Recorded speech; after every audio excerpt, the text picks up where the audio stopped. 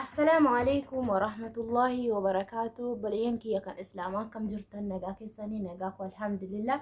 إفا ما بكن جرو كانتي إفا ندون هنجرو إفا من الرثاتي أكسما غافي سني بوني جلت نجا فتني إن شاء الله غافي هدو نجا فتني غافي كسان سني هندبسا نوجين ترى إفا مو إفا هنجرو بايدو كنا والله.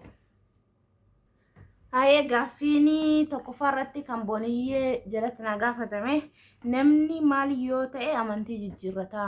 Namni maal ta'e yookiin maal yoo ta'e amantii jijjiirrata. Namni gaafa dhugaa barate rabbi tokkichummaa isaa haqaan gabbaramaa rabbi tokkicha Muhammadis ergamaa rabbii ta'uu gaafa bare amantii isaa jijjiirrata. Okay. Akkamitti amantii musliimaa kanatti dhufuu dandeesse? Yeroo sana umriin kee meeqa? Amantii islaamaa kana anqalditti arganne yeroo baay'ee isin deebisee jira. Akka cimaatti argadhe umrii kiyya waggaa 14 shaadaa qabadhe akkasiniin jedha. Akkatti amantii kana dhufe dubbadhee fixuu hin danda'u jechuudha. Waa hedduutu jira. Akkas. Okay. Sadaffaa amantii musliimaa mirga dubartii dhiibaa jedhani. Ati erga gara amantii musliimaatti dhufte mirgi kee kan duraa irra dhiibamee jira. Amantiin islaamaa dhugaa sanitti dubbachuuf mirga nama takkaallee hin dhiibu. Wal qixxeedhaa jechuudha. Garuu obboleen kee islaamaa uffachuu fi ani of sattarachuun mirga dhiibaa sanitti hin fakkaatina. Nuti dubartoonni musliimaa addunyaa tanatti sattarannee addunyaa tanatti mataa teenya gadi qabannee boru jannata bitanna malee mirgi keenya dhiibamee miti. Amantiin teenya waan nuun jedhe yoo dalayne boru jannata arganna. Akkas mirgi kiyya kan dhiibame tokkollee hin jiru. Erga islaamummaa dhufe gammachuu fi siqii gammachuu akkasi qaba jechuudha. Gaaffiin inni arfaffaa umriin kee waggaa meeqaan amantii islaamummaa dhufte? Umrii kiyya waggaa 14tti shaadaa qabadhe. Okay, shanaffaa erga amantii musliimaatti dhufte rakkoo maaltu si mudate? Isaanis maal fa'i? Rakkoon gara amantii islaamummaatti yeroo dhufe hedduutu na mudate. Obboleen kee dubbadhee fixuu hin danda'u. Dhugaa dubbachuuf immoo amantii tana argachuutu na gammachiisa na boonsisa. Maaliif rakkoon addunyaa homaa miti. Rakkinni addunyaa hunduutu ni dabarti jechuudha. Maaliif wanti hin dabarre azaaba akiraati. Ganaa gubaa azaaba akiraatu nama yaaddessaa. Rakkoon addunyaa yeroo tokko ol yeroo tokko gadi ni dabarti. Rakkoo hedduun dabarsee garuu rakkoo kiyya himadhee fixuu hin danda'u. Erga gara amantii musliimaatti dhufte rakkoo maaltu si mudate? Maali jettanii isin deebisee jira. Namni ati sababa taatee gara islaamummaatti waan ta'e ni jira yoo jiraate yoo meeqa? Namni sababa ta'e gara islaamummaa dhufe dur yeroo ta'anii waa'ee amantii dubbadhu yookiin waa'ee amantii qaaqu nama hedduutu amantii qabatee alhamdulillahi biyya keessaallee biyya alaarraallee sababi kiyyaan namni shaadaa qabate yookiin gorsa kenneefi yookiin kitaabarra dubbisaa jedhee nama shaadaa qabate hedduun qaba. Alhamdulillahi rabbil aalamiin ittiin hin boonu. Garuu lakkaa fixuu hin danda'u ijoollee hedduu shaadaa qabatanii jiran. Okay, gaaffiin 8ffaadha. Garaagarummaa amantii kanaa maal hubatte? Garaagarummaa amantii kanaa kana nu hubadhe amantiin kuniif amantiin suni addadha. Addunyaatti illee akiraatti illee addadha. Alhamdulillahi rabbil aalamiin waa hedduudha garuu dubbadhee fixuu hin danda'u. Erga amantii kanatti dhufte rakkoo wayii si mudate islaamummaa dhufuu gaabbitee ni beekta?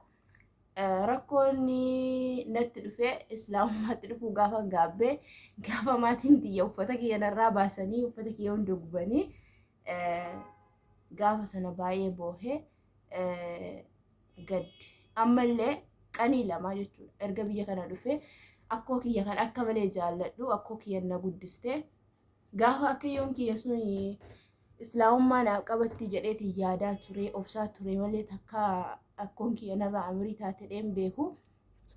Gaafa akkoon kiyya sun narraati duute ayyee hanga kanaanaati akkoon kiyya narraa amrii taate otootiin kiristaana ta'e akkoo kiyyaa wajjin jireenya gaarii akka durii jiraadhee duuteetti ta'e jedhee gaabbee beekaa. Garuu rabbi naaf hadisu tobbadheeramu.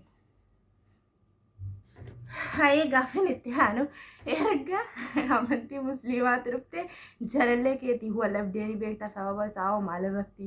Jaalallee kiyyaan kan wal dhabu ani riyaa kiristaanaatti qaba. Riyaa dhugaa kiristaana qaba garuu inshallah rabbi qajeelchu yoo qajeelche wajjin deemna yoo hin qajeellee adda baana jaalalleen kiyya akkasiin xabaadhee uffadhu hin jaallatu maaliif masii uffata kanan uffatiini uffanni kun dullatti si fakkeessanaan jedha jaalalleen kiyya inshallah akka rabbiin naaf qajeelchu du'aa godha jaalallee kiyya jiwa hedduurratti wal dhabna maaliif inni akkan duriitti akkan jiraadhu fedha malee akka ani erga amantii kana qabadheeti jiraadhu hin fedhu sababii kana jaalallee kiyyaa jenni yeroo hedduu wal Haye gaafin itti aanu maatii kee keessaa namni siif qajeelanii jira maatii kiyya keessaa nama naaf qajeele hanga ammaatti hin jiru inshallah rabbi naaf qajeelchu okay abbaa warraa ni qabdaa yoo qabaatte nama akkamii abbaa mana hin qabdaa yoo hin qabaanne nama akkamii yeroo barbaada dhugaa dubbachuu fi ani kaayoo heerumaa hin qabu garuu ijoollee iddoo na gaafatan jaalallee ni qabaa jedhaani Ane kayyoo amma bultii ijaarradhu hin qabu obboleeyyanki hanga gaafa rabbi maatii keenyaa qajeelchutti bultii ijaarrachuuf illee kayyoo hin qabu dabreemu biyya namaatillee bultii ijaarrachuuf kayyoo hin qabu gaafa biyya kiyyatti galee jedhee bultii ijaarradhaa malee biyya namaatti bultii ijaarrachuu illee fedhii hin qabu garuu jaalalleen kiyya kan abidhee wajjin ture kiristaanaa yoo inni gara musliimummaa dhufe waliin deemna wanni dhumne immoo adda baanaa akkasuma.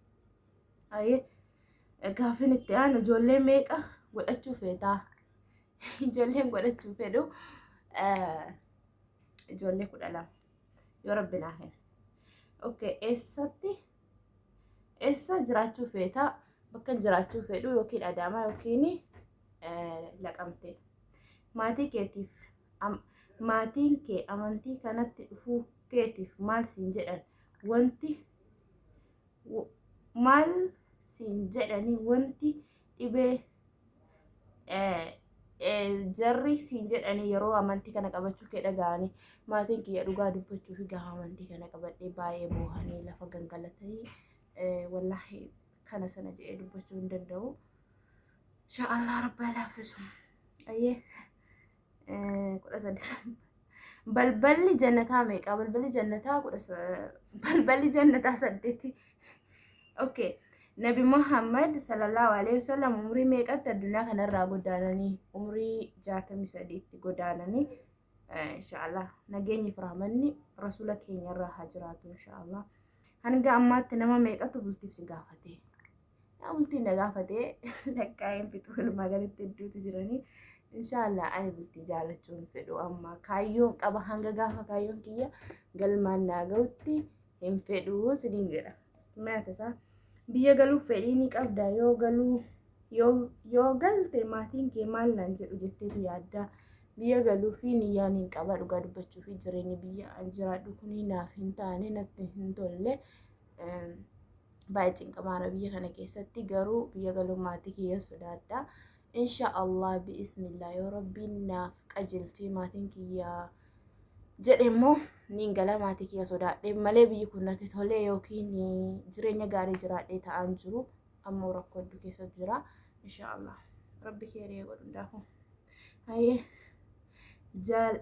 jaalala nama meeqatu si gaafate nama hedduu na gaafate biyyi kee kamii biyyi kiyya Wallagga Bahaadha dhalooteen kee eessaa dhalooteen kiyya illee Wallagguma Bahaa achuma dhadhachuutu guddadha okay maatii keetiif ilmoo meeqaffaa ilmoo lammaffaadhaan okay ummanni musliimaa cuftuu si jaallatu rabbiin isaanii olitti si haa jaallatu rahmaa koo galatuma warra na jaallatanii rabbiin sin haa jaallatu waan sin jedhu hin qabu obboleeyyan kiyya anillee rabbii jechan sin jaalladha bakka jirtanitti du'aa naaf godha du'aa nan dagatina hordoftoonni booniyyee illee hunda keessanuu rabbii jecha sin jaalladha bakka jirtanitti du'aa nu godha amaana sinitti ta'u ifaan baay'ee bakka inni ta'aa jiru kana hin jiru hin dukkanaa hedduu akkasiniin jedhaa sumara sinirraa xumuraa du'aa naa godha gaaffii hedduu kan na gaafatan gaaffii keessan kan siniin deebifne immoo paartii lammaffaa irratti sinii dalagaa hanganaa siniin jedhaa amma raamadaanallee hiiknee jirra kan sin biraa halkaniis kan guyyaas hunda keessaniyyuu rabbiin sin haa milkeessu waan jiini raamadaanaa qabu rabbiin sin haa waffaqu akkasitti du'aa nu godha du'aa nu kadhadhaa siniin jedhaa. Assalaamu alaikum warahmatullahi wabarakatuh.